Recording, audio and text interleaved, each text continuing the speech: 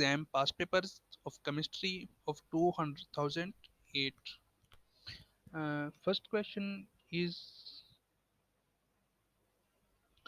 in which state of matter under the same condition of temperature and pressure will particle have most energy?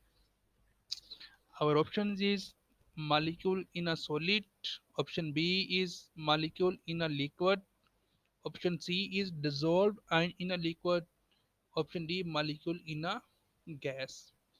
So let's study this one first. All particles have energy and energy varies depending on the temperature the sample of matter is in, which determine if the substance is a solid, liquid or gas.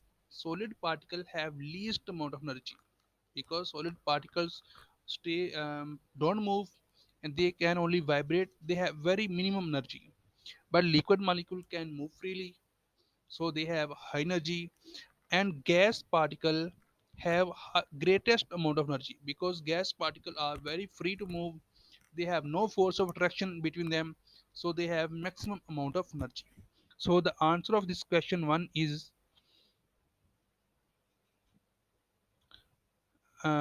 molecule in a gas. So this is the option D is the right one. Next question is, which are pure substance? Option A is elements and mixture. Option B is compounds and mixture. Option C elements and compounds. Option D elements, compounds and mixture. So let's first know what the element, compound and mixture means. First we have to define them. So element, it is the basic unit of matter which cannot be broken down into substance by any way, into simple substance. Okay, it cannot be broken down into simple substance but can be combined to form new substance. It is a pure substance. This is the line. It is a pure substance. It classify into metal, non-metals, metallites, noble gases. Its examples are hydrogen, carbon, oxygen. All elements are its examples. So it is element. What is element? It is the basic unit of matter, and it's a pure thing. Okay. So next is a chemical compound. A chemical compound is a chemical substance composed of many identical molecules. Okay, made up of identical molecules composed of atom from more than one element held together by a chemical bond. So it is also a substance. Substance means a pure thing.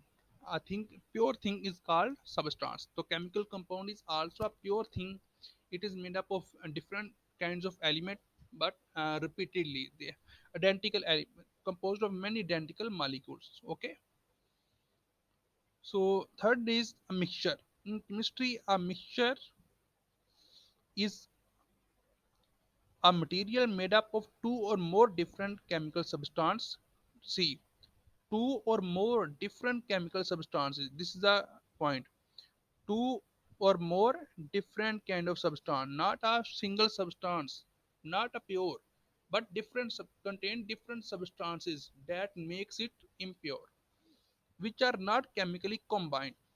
A mixture is the physical combination of two or more substances in which the identities are retained. Okay, in which every individual component retain their own identity. They are not a substance, they do not combine chemically, but just they are mixed physically and are mixed in the form of solution, suspension, and colloids. Okay, so now we know that about element, compound, and mixture, and we can say that option A is a wrong one because it contains mixture which is not a pure thing. Compound and mixture, again mixture, compound is a pure but mixture is not pure.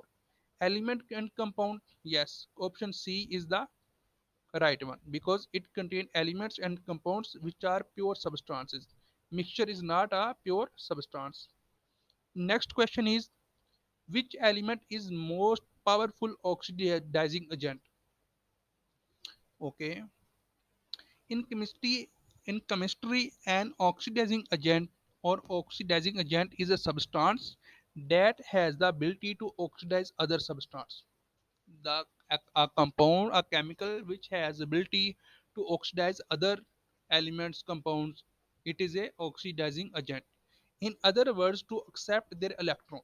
In other words, an element, compound, and which accept the electrons, which can take the electrons from other elements, is called a oxidizing agent.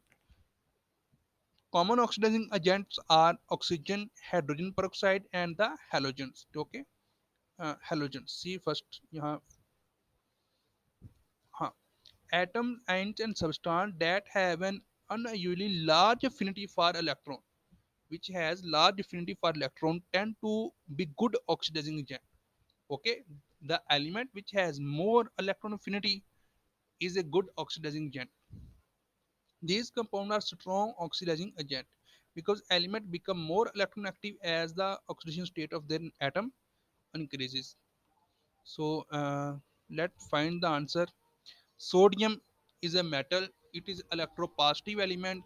It has very small or negative electron affinity. It gives electron, not take electrons. So it is not a oxidizing agent. No, C, bromine, chlorine, and iodine. So we can arrange halogens as chlorine at the top, then bromine, and then iodine. So on the top one element has more electron affinity, so it can accept electron more easily. So chlorine has higher electron affinity, so it is a good oxidizing agent. Bromine has also electron affinity, but that is smaller than the chlorine. And on the other same way, iodine has smaller electron affinity than bromine. So strongest powerful oxidizing agent is chlorine. Okay, next. Which of these oxide is acidic? So here is a general rule. Metal oxide on the left side of the periodic table produce basic solution in water. When we dissolve metal in water, they form basic solution like sodium oxide, magnesium oxide. They also form sodium hydroxide, magnesium hydroxides. So that these are basic. Non-metal oxide on the right side of the periodic table produce acidic solution like chloride oxide, sulfur dioxide, phosphorus pentoxide. So these are the acidic oxide. They form acidic oxide. So metal oxides are basic and non-metal oxides are acidic. This is general rule. So let's see. Aluminium, it is a metal. So it form uh, basic oxide. Potassium is also a metal, and magnesium. So these three are metal and they form their oxides are basic. But sulfur is a non-metal.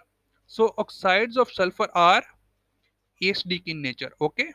So hope that this is the answer of the question. Question number 5. What is formed when sulfur dioxide dissolve in water? So see, sulfur dioxide can dissolve in water to form sulfurous acid H2SO3. Sulfurous acid is weakly dibasic acid. Okay, so when sulfur dioxide dissolve in water, it form sulfurous acid. Okay, this is the option A is the right one. Sulfur trioxide. When we react sulfur dioxide with oxygen in the presence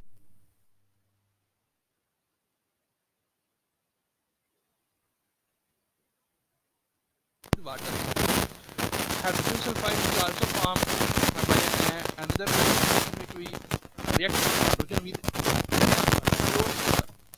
and sulfuric acid is formed when we dissolve sulfur trioxide with water. React sulfur trioxide with water, then it forms a sulfuric acid. Okay, so sulfuric acid.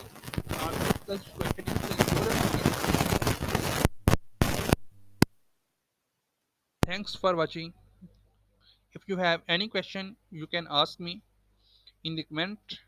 And okay, thank you.